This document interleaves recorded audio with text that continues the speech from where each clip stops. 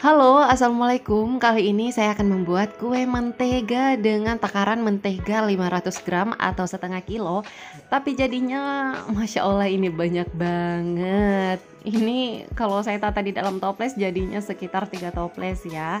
Jadi cukup banyak sekali dan saya membuatnya juga hanya sendiri, nggak dibantu dengan siapa-siapa karena saya menggunakan alat yang bisa membantu mempercepat proses pembuatannya.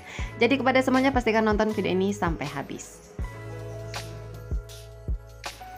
Berikut ini untuk bahan-bahannya. Saya menggunakan 500 gram mentega merek Blue Band, bebas menggunakan merek apa saja, dan 250 gram gula halus.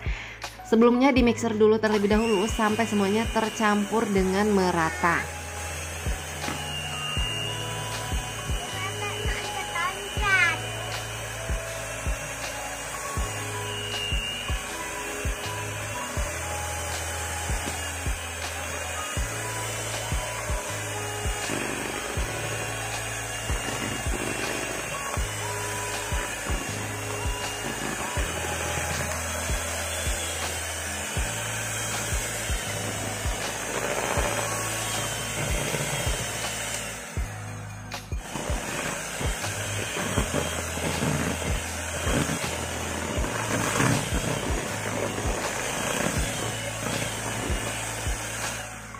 Cukup seperti ini, lalu kemudian ratakan bagian bawahnya menggunakan spatula. Siapa tahu aja nih di bawahnya masih ada gumpalan tepung gula halus yang belum merata. Selanjutnya tambahkan 3 butir kuning telur dan juga secukupnya vanila ekstrak. Di sini saya menggunakan yang mereknya Red Bell, tapi bebas sesuaikan dengan stok yang ada.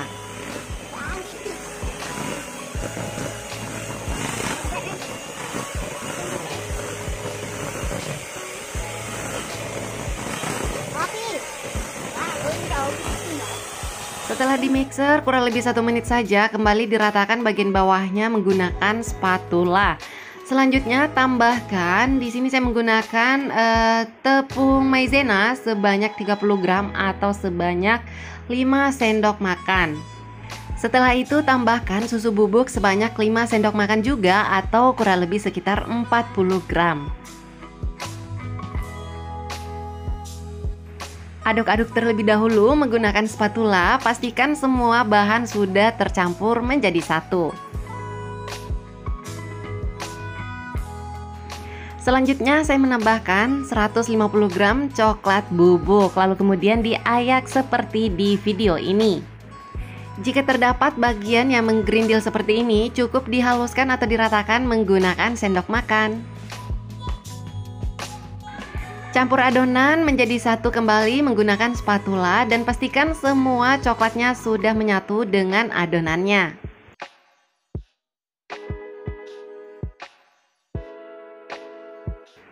Selanjutnya cukup tambahkan tepung terigu sebanyak 600 gram. Menyediakan sebanyak 600 gram terlebih dahulu, tapi cara menambahkannya secara bertahap. Apabila dirasa adonannya sudah cukup kering dan siap untuk dibentuk, maka jangan habiskan 600 gram tersebut.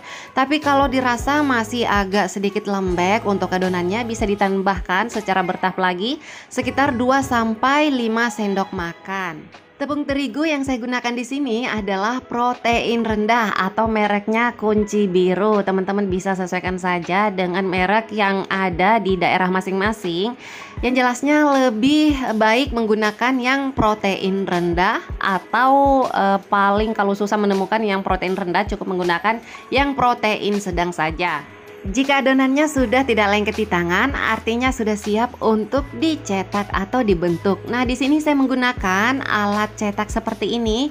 Untuk namanya saya kurang tahu ya persisnya, tapi ini bisa ditemukan di e-commerce dan untuk harganya juga murah banget.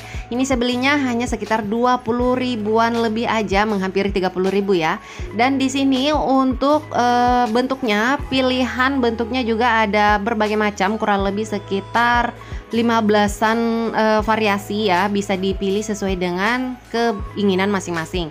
Nah, di sini saya menggunakan yang bentuknya kayak gini dan cara masangnya mudah sekali, cukup rekatkan bagian bawahnya, lalu kemudian bagian dalamnya diisi adonan dan ditekan di bagian atas seperti di video ini. Nah, ini memudahkan saya untuk membuat lebih cepat dan mudah walaupun tanpa bantuan orang lain. Saya bisa menggunakannya, saya bisa menyelesaikan adonan kue ini dengan cepat dan juga bisa menghemat tenaga. Bisa dibilang tidak begitu merasakan rasa capek ya setelah membuat ini, dan alhamdulillah kuenya bisa selesai. Nah, untuk cara pembuatannya detailnya bisa teman-teman nonton video ini sampai selesai ya.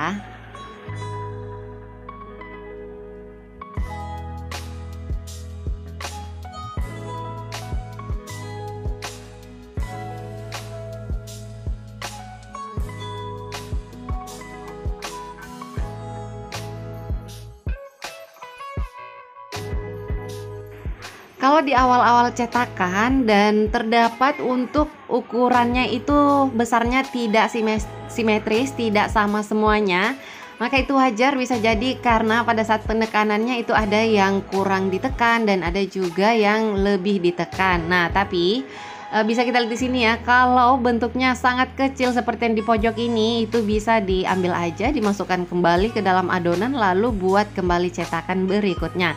Tapi percayalah teman-teman, semakin sering teman-teman menggunakan alat ini, maka kalian akan lebih paham, lebih mengenal dengan produknya dan bisa bagus hasilnya.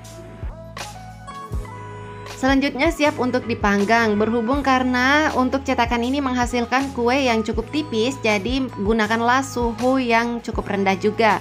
Jika menggunakan oven manual, kecilkan apinya lebih kecil lagi seperti dari biasanya. Di sini biasanya saya menggunakan suhu 150 sampai 200, tapi karena untuk jenis cetakannya ini kecil atau tipis, jadi saya menggunakan suhu 100 saja, dan untuk lama atau durasi panggangnya juga lebih cepat dari biasanya. Yang mana biasanya saya menggunakan durasi kurang lebih 30 sampai 40 menit, ini cukup 30 maksimal 30 menit atau 25 menit saja udah matang dengan sempurna seperti yang kita lihat di sini. Nah, ini untuk tingkat kematangannya renyah, kering seperti ini ya.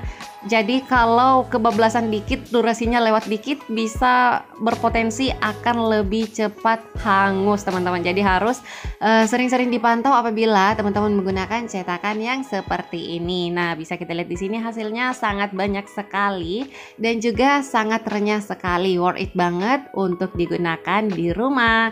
Baiklah, itu dulu video saya kali ini. Semoga bermanfaat dan sampai ketemu lagi di video selanjutnya. Wassalamualaikum warahmatullahi wabarakatuh.